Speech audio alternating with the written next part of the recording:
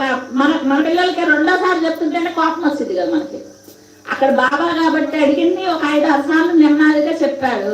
ఇంకా 7వ సారి 8వ సారి ఏం చేశాడు, లేదంటుంటే ఆయన గొంతు చించుకున్నా అంట. బాబాయ్ అన్నాడు, మెల్లగా చెప్పచ్చుగా, ఎందుకంత గొంతు చించుకుంటావు అన్నా అంట. అంటే ఎంత ఓర్పుగా ఉండాలి మనం. అంటే ఫస్ట్ సారి ఎలా చెప్పామో అన్ని సార్లు అలానే చెప్పాలట. అది ఓర్పు. అంటే ఈ గుణాలు ఏమి మనలో లేకుండానే నీ స్థితి నాకు ఇవ్వంట, ఒక ముక్కే కదా ఆ స్థితి. ఎట్లా స్థితి ఆయనకున్నంత ఓర్పు మనకు రావాలి, ఆయనకున్నంత ప్రేమ రావాలి, దయ, క్షమ, ఈ గుణాలన్నీ రాకుండా ఆయన స్థితి ఇవ్వమంటే ఎట్లా కుదురుతుంది? కుదరదు కదా. కాబట్టి ముందు బాబా అందరినీ ప్రేమగా చూసే తత్వాన్ని నాకు ప్రసాదించు అని మనం అడిగా అనుకోండి, అప్పుడు ప్రేమ వస్తుంది, దయ వస్తుంది, క్షమ వస్తుంది, త్యాగం వస్తుంది, అన్ని గుణాలు వస్తాయి కదా. కాబట్టి నాకు ఆ ప్రేమ భావాన్ని నాలో పెంపొందించు అని బాబాని ప్రార్థించాలన్నమాట.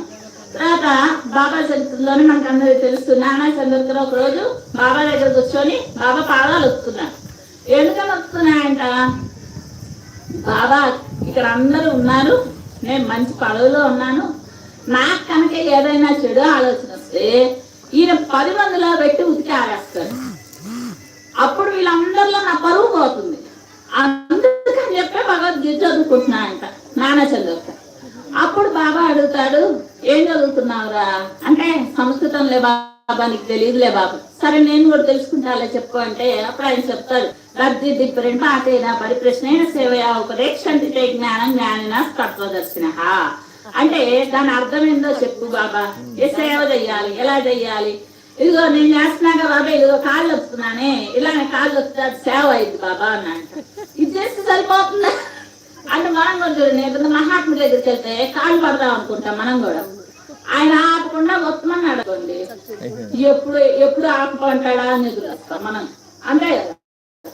కానీ అది ఎలా ఉండాలి, ఈ శరీరం నాది కాదు, చేసే ఈ శరీరం ఆయన సేవ కోసమే ఉన్నది అని తలచి చేసిందే సేవ. బాబా అలానే చేశారు కదా. 12 ఏళ్ళు ఆయన తిన్నాడా, తినలేదు. ఈ శరీరం నాది కాదు, నా గురువుదే అన్న భావంతో చేశారు. కాబట్టి ఆ సేవ ఎలా చేయాలి అంటే, ఎక్కడ మళ్ళీ ఎక్కడ ఆపేయమంటాడు అన్న భావం మనకు రాకూడదు అనమాట. అలానే తర్వాత పరిప్రశ్న అంటే, ఇదిగో బాబా ప్రశ్నలు అడగమే అంటే ఊనే ప్రశ్నలు అడగడం కాదు, తెలుసుకొని దాని ద్వారా ఉద్ధరణ పొందాలన్న భావంతో మనం ప్రశ్నలు అడగాలి, జిజ్ఞాసతో అడగాలి అని చెప్పి బాబా చెప్తారు. తర్వాత ఇంకా చెప్తారన్నమాట, గురువు అజ్ఞానాన్ని బోధిస్తాడు. అదే జ్ఞానం కాదు బోధించేదంటే అజ్ఞానం ఏంటి, అసలు మనం జ్ఞాన స్వరూపాలవే. మనలో ఉన్న చెత్త అంతా పైకి తీసేస్తే అప్పుడు మనమే జ్ఞాన స్వరూపం. కాబట్టి ఆ చెత్త ఏంది, అజ్ఞానం. అజ్ఞానాన్ని దేంతో రుద్దాలి, ఆ మట్టిని, మసిపట్టిన పాత్రని మట్టితో రుద్ది పోగొట్టినట్లు సాత్వికమైన బోధ, సాత్వికమైన అజ్ఞానంతో మనలో ఉన్న అజ్ఞానాన్ని గురువు తొలగిస్తాడనమాట.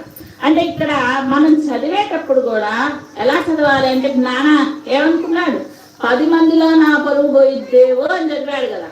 అది కరెక్ట్ కాదు.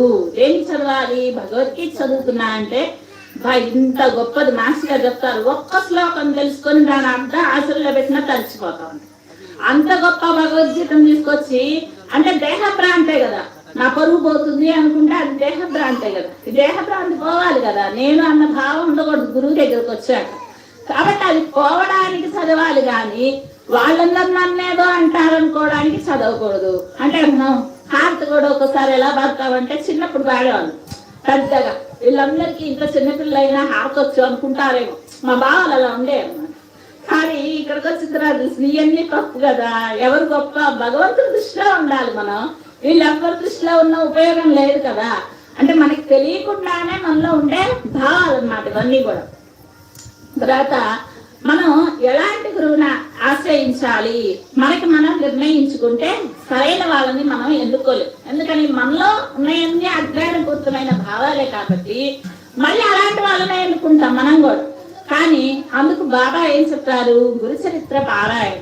దానికి బాబా ఎవరు వచ్చినా సరే ఏ గ్రంథం తీసుకెళ్ళి బాబా ఎకరాన్ని భాగవతం చదవమంటావంటే చదువు అని చెప్తామన్నట. బాబా యోగా వాసిష్టం చదవమంటావంటే చదువు అంటారు.